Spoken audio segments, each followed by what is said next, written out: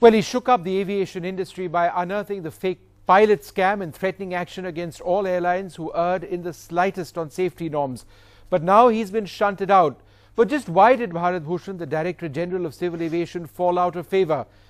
Joining us for more on this right now, NDTV's Kashish Gupta, who's been tracking the story. Kashish, what are you hearing? A lot of people say that it was procedural. A lot of people are saying that he was being punished for being honest. Well, Vishnu, I think the funniest thing is that, 24 hours after the DGCA or the aviation regulator was unexpectedly relieved from his post, there is still no official explanation on why a senior officer was actually asked to go. Now, the aviation minister who asked for his dismissal has so far refused to explain why Mr. Bhushan was sacked just days after his tenure had been extended by 6 months, saying the only thing he's so far said that there were procedural lapses in his appointment. Now, which have raised questions on whether did the minister actually overstep his mandate by overruling a decision cleared by the Cabinet Committee on Appointments, which actually includes the Prime Minister. Now, DGCA sources have simply said that the appointment was cleared at the highest level and Mr. Bhushan was simply following these orders. But here's what could somewhat explain the unexpected move by the minister. Now, in his tenure, a proposal with the names for the DGCA was sent. Bhushan's name was not included. However, Bhushan's name was actually in the proposal which was submitted by the preceding minister. Now, at this point, it's unclear whether Bhushan's name was added to Ajit Singh's proposal or whether the ACC took up the previous minister's proposal. But what's absolutely and completely clear is the total lack of communication between the ACC and the minister. And unfortunately, at the receiving end is an officer with integrity, a reputation to clean up the organization, who was asked to go in a manner that was humiliating and unwarranted by all counts. So was the aviation regulator shunted out or punished for being honest? Joining us now for more on this, Kanu Gohain, the former Director General of Civil Aviation, Captain Mohan Ranganathan, a well-known aviation safety consultant, and Kapil Kaul, CEO South Asia for the Centre for Asia Pacific Aviation. Thank you all very much for joining us. Captain Ranganathan, do you really care about what the government has to say on this issue that, the procedure wasn't followed, his extension needed to have the backing of the Civil Aviation Minister, or do you see this as an issue where an honest man was shunted out? See, I wouldn't say whether it's an honest man who was shunted out or it's a procedural error.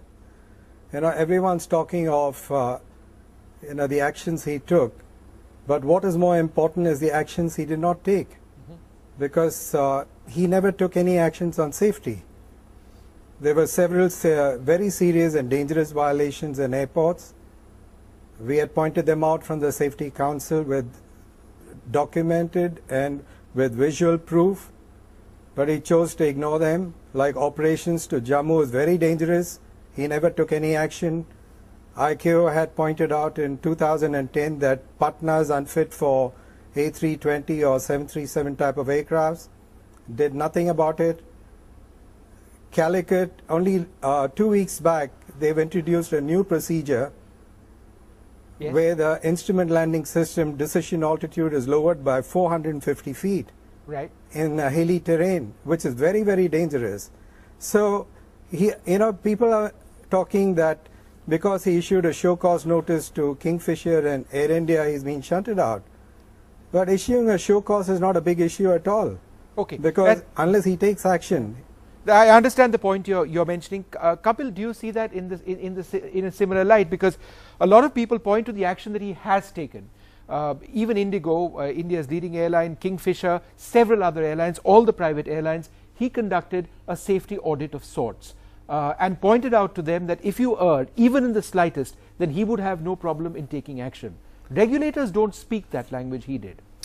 Well, I think first of all, I must, just before I answer your question, must express the manner in which this decision was taken is extremely unfortunate, because DGC is a very sensitive position.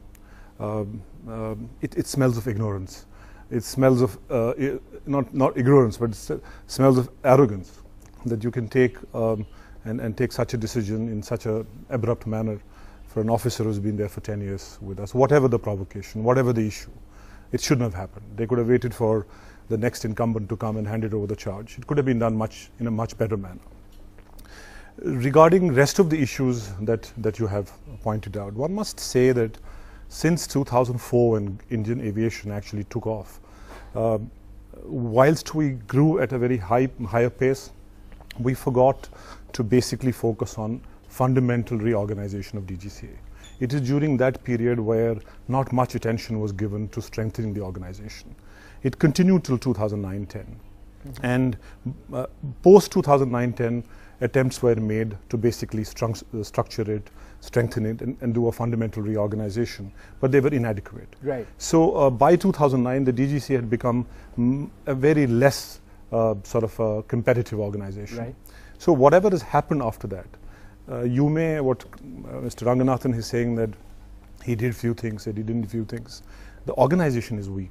Yeah. Our safety regime is weak. Yeah. Neither it has expertise, neither it has resources, or nor it is independent. Right. What you need is a robust, independent safety regime, which is independent, yeah, and which is with sufficient resources and expertise. Kanu, So this yeah, question is about the organizational deficiencies rather than individual.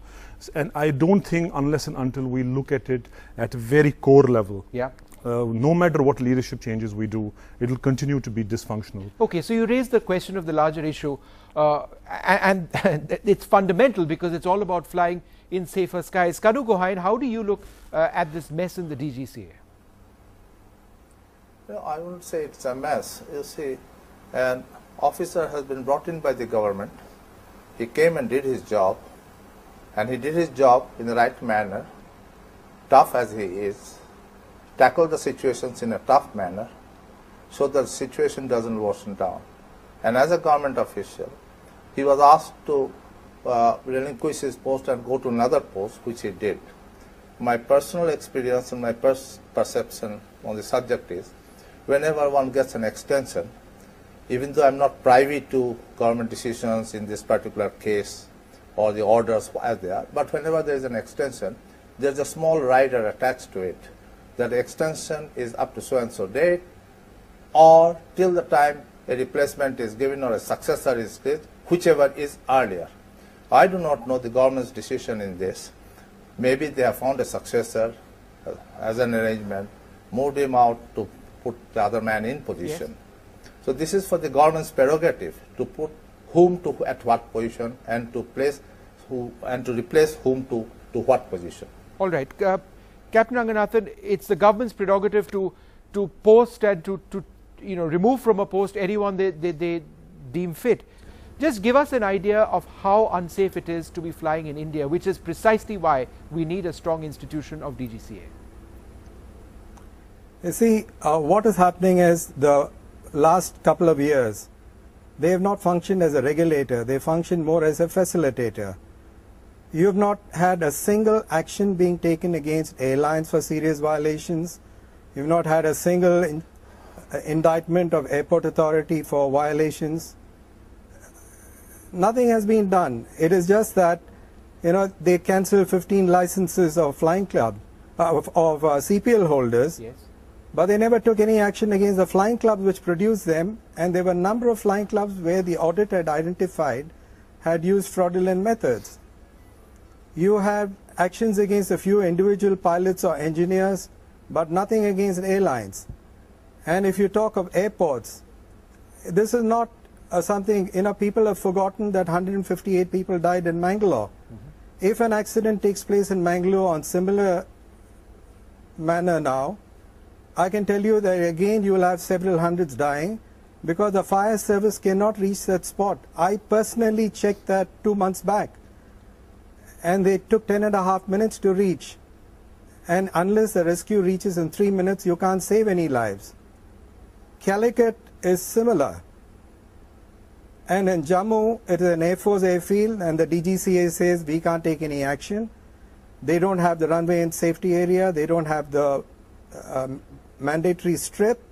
They've increased the runway length fraudulently just to accommodate bigger aircrafts, and it's dangerous. It's just a matter of time before you're going to lose lives. Yeah. And very shortly, we've got an ICAO audit coming up in November, and they are going to come down very hard on the country.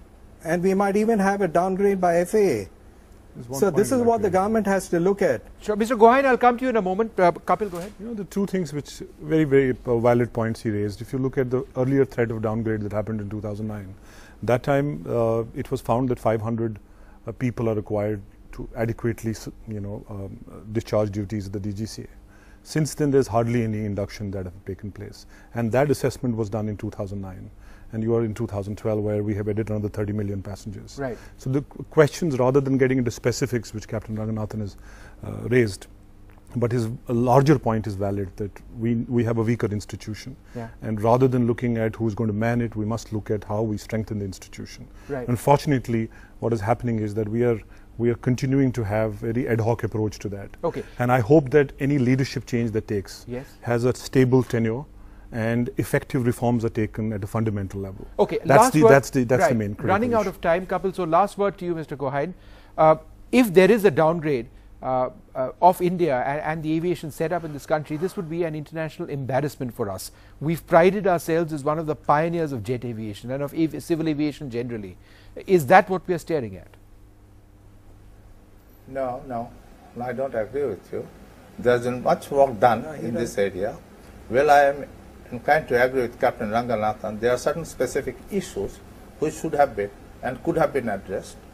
But if you see in totality, there have been a lot of proactive measures been taken by the DGCA, even by the ministry. Even Mr. Ranganathan is aware, he is a member of the Civil Aviation Safety Board in the government. So their suggestions are there. Now the question is, as Kapil has said, that the organization lacks the expertise and the strength in manpower to implement all these situations. Now there, the government must look forward to see that the organization is strengthened with manpower and then a training process to make them real good experts in their own field. Right.